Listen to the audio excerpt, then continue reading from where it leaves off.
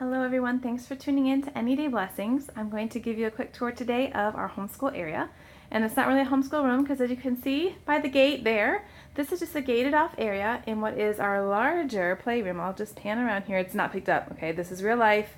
Real life. I have a messy play area down here in our basement. It's a very large room and my toddler will happily play over here on the other side of the gate, Lord willing, while my son and I do school over on this side of the room.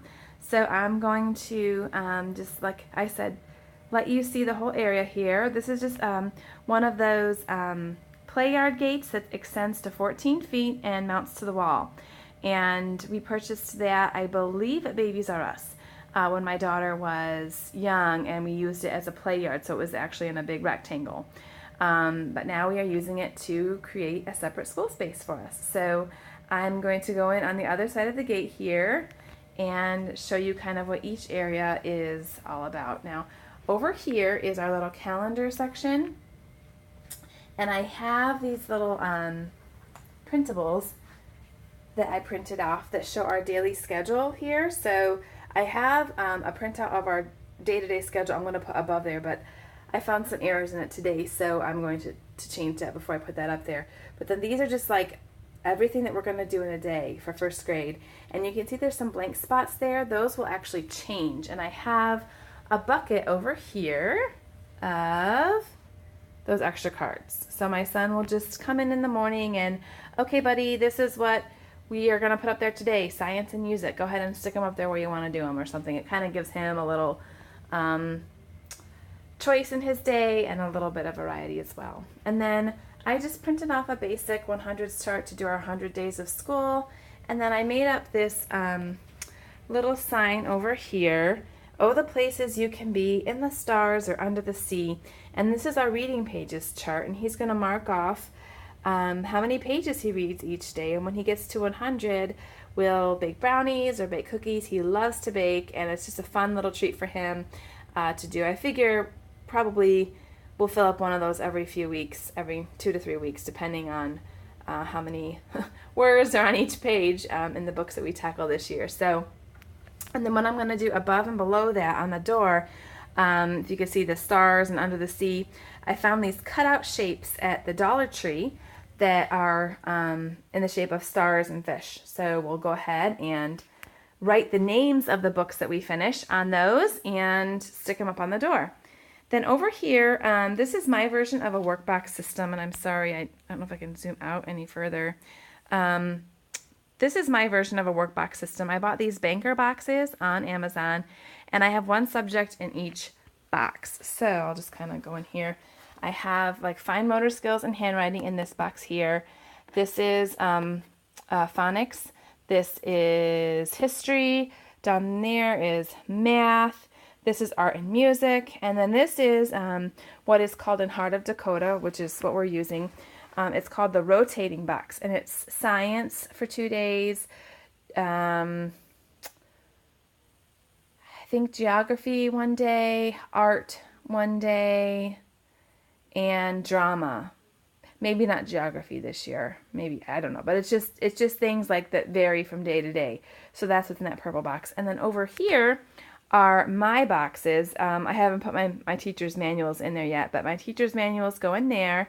And then in there I have just some miscellaneous little things for me. This is our calendar stuff to put together our calendar. And then right now I have some books.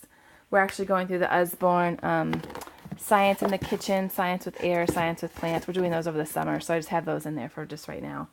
And then in this, we have over here like our construction paper and then different scrap paper for projects. And then down here is a very important bin. Okay, this is where the toddler occupation box is. And, oh, we lost her little number thing. I'm sorry, I don't know if this is... this didn't fit in the bin. But this bin here is what I'm going to give to my toddler each day. Oh, I'm sorry, this is not... I didn't really know how to do this because the gate doesn't allow me to really zoom out too much because I'm like right up against this gate. But in here, I just have stuff to keep my toddler busy while we're doing school. And so if you have gone to the Target dollar spot, you've seen these little $1 puzzles, and there's a couple in here for her, and then some flashcards and things like that. She loves cards. Oh my goodness, she loves them. And then in this box, now this she probably won't get. She's 2, but I just stuck it in there because I'm thinking within this next year we can start to use that for her. But I also have another one of the Target puzzles, some stickers. She loves to play with stickers. Oh, sorry. And then I saved yogurt cups, and I can show you that. I save them and then use them to have her sort the colored pom-poms or other things with these tweezers, and it helps develop her fine motor skills. And then I also have these old markers that I can give her. They're from my son's last year art supplies. And then I have an old whiteboard in there for her too. I also ordered, they haven't come in yet, I also ordered lacing beads and cards and shape sorter things. Those will go in there as well. And that's what I will pull out. I'm just going to use that blue box there and put a few things in there and just say, okay, this is your box, honey, and this is what you get to do today. And hopefully it's stuff I want to be special for school, so I'm hoping she'll really like those things. And then of course she has the whole room behind me to pick something as well.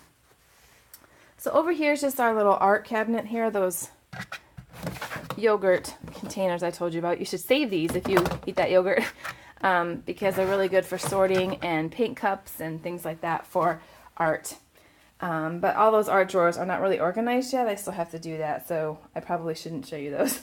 And then on top here, I just got a globe. They actually sell smaller ones than this, and they of course sell larger ones than this too, but that just seemed to be the right size for the space we had down here. And then I have a little organizer of like my supplies, like note cards and the pencil sharpener and stapler and all that kind of stuff. And then of course our printer, and then our classroom instruments and all of our extra binders and stuff down there. I'm going to put a garbage can over there in the corner as well, because arts and crafts create garbage. So that's our school area. It's nothing fancy. I spent probably $20 on the banker boxes, and I don't know how much on the globe. I don't remember, but that's all I bought for down here. Everything else we had from last year, and I just repurposed it down here.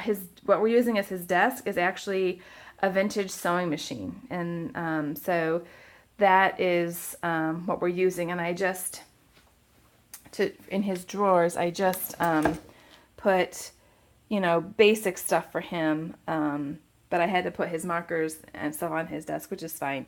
And then I put his flashcards and stuff in here, because if he finishes early, I could just say, okay, get out a pack of flashcards and go through it. And then that's just his math manipulatives drawer. And then down there is just some special activities like his geo board and his pointer for his map and things like that. So that's our little school area. Like I said, nothing big and fancy. And I'm hop over the gate again here just to kind of show you one more view of it. And that's what we're doing this year for first grade and how we're using our school space. And if I make any changes or have any feedback, I will post a mid-year update on that. But for now, we're going to go with this. Hope y'all have a great start to your school year whenever you decide to start. And let me know if you have any suggestions for anything you see here, ways that I could maybe use this space better. I would love to hear from you. Thanks for watching. Bye-bye.